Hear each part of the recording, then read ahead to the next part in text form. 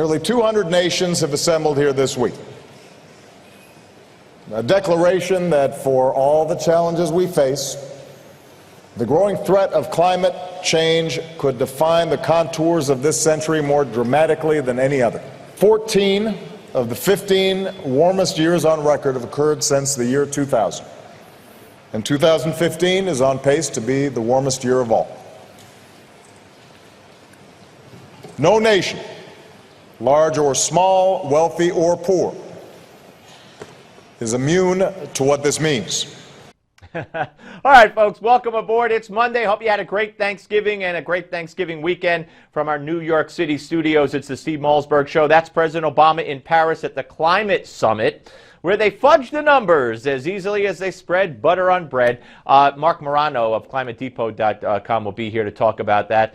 Also, we have a major endorsement in New Hampshire for Chris Christie, of all people. That's right. Chris Christie, in a moment, will be joined by the former governor of the state of New Hampshire, John Sununu.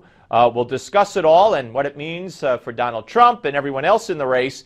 But first, the publisher of the New Hampshire newspaper in question was on Meet the Press. Here he is.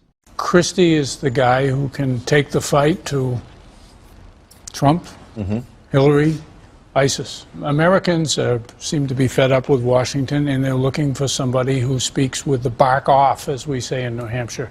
And I think Christie does that, but as we said in the editorial, he does that knowing what he's talking about, as opposed to some others who don't. All right, so how does this help Chris Christie? Let's go to former governor of the state of New Hampshire, and that would be John Sununu, also former chief of staff to President George H.W. Bush, and author of The Quiet Man, The Indispensable Presidency of George H.W. Bush. Hello, Governor. How are you, sir? How are you today? Good to talk to you. I hope you had a great holiday. So, first of all, were you surprised at this endorsement, and how does it help Chris Christie? I had a sense that Joe McQuaid was going to endorse a governor. We had a number of long talks about what was happening. I was a little bit surprised that it came this early. I'm not necessarily surprised he picked Christie, but I thought it was going to be either Christie or Bush or Kasich, with Christie and Bush being much more likely than Kasich. Don't underestimate the influence of this paper. It is still an important paper in the Republican primary, and especially in a crowded field like this. And do you think they came out earlier than you expected because of the fact that Christie is struggling so deeply in the polls? I think they want to influence this process, and I think they're looking at the Trump phenomena and really understanding how disastrous it is. Look, let me give a context to what's happening with Trump. If Trump is people want to get policies changed. I assume that even the Trump supporters want this country to move in a different direction. If Trump is the nominee, we lose, as Republicans, we lose the Senate, we lose most of the House, and we lose the presidency.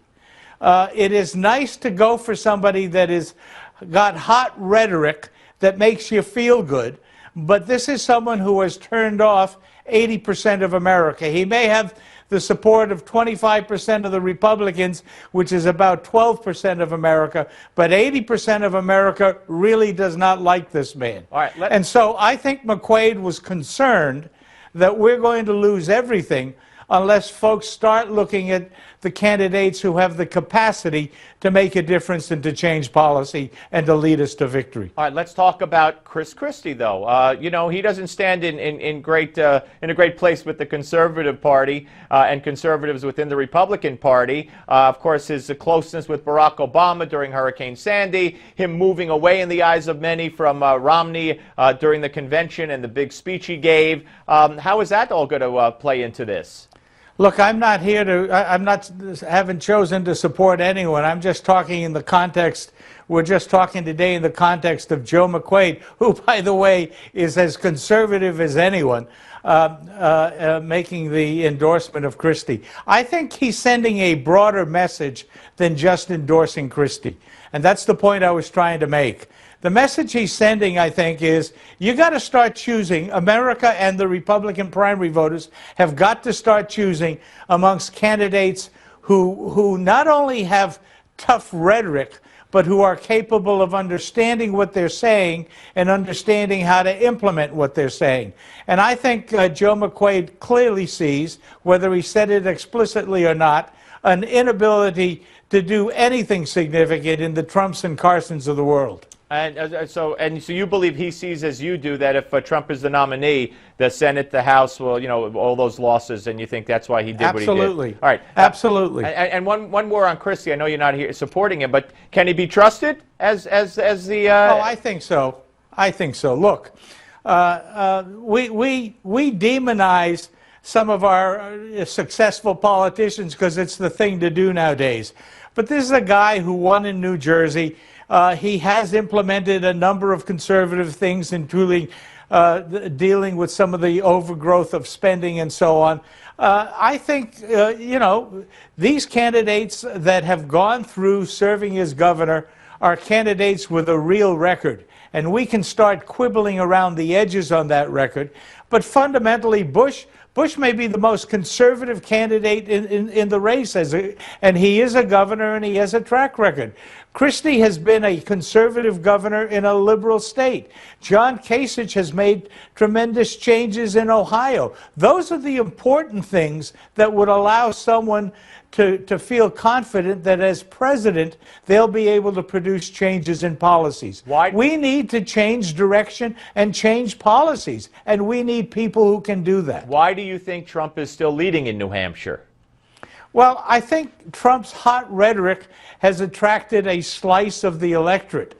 And I think whether people understand it or not, it's still a little early, although the clock is running later than usual. And I think that's one of the reasons McQuaid acted now.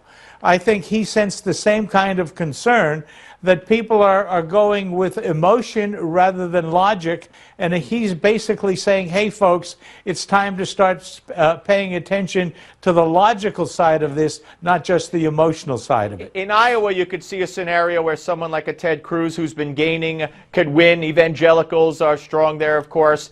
Who could win in New Hampshire, do you believe? Who has the best shot if it's not going to be Trump? You know, include this endorsement if you like. Who do you think has the wherewithal and the ability to win in New Hampshire? Well, I think the four solid candidates that have a chance in the long run to start talking about policies in a way that the New Hampshire voters like are the three governors, Rubio, maybe Cruz. I would say amongst those five are the real contenders against Trump in this race up here in New Hampshire. And you think that Kasich still has a legitimate shot? Look, I've been around this game long enough to see that folks like McCain had been counted out at about this time, and I'm not willing to count any of the serious candidates out at this time. All right. Let's move to the Paris summit, the climate change. I mean, isn't it true that no matter what comes out of there, this is something that's going to need to be ratified by the United States Senate? Some Republican senators have said that. Look, Obama is chasing a fantasy over there. There's not going to be anything significant that comes out of there. The Chinese and the Indians are not going to make any serious commitments, and without them making commitments, nothing can happen. But you know, the interesting thing on climate change is people are beginning to understand that a lot of the, quote, evidence, unquote, for global warming, for climate change, has been the result of people diddling with the data. And I think you're beginning to see some congressional investigations looking in particularly at what NOAA has done to some of the data. The satellite data, which is undiddled, has not shown any climate change, any global warming for over 18 years. All right, listen, Governor, you look great, you sound great, I know you feel great, so God bless you. Thanks for joining us, and we'll speak to you soon, sir.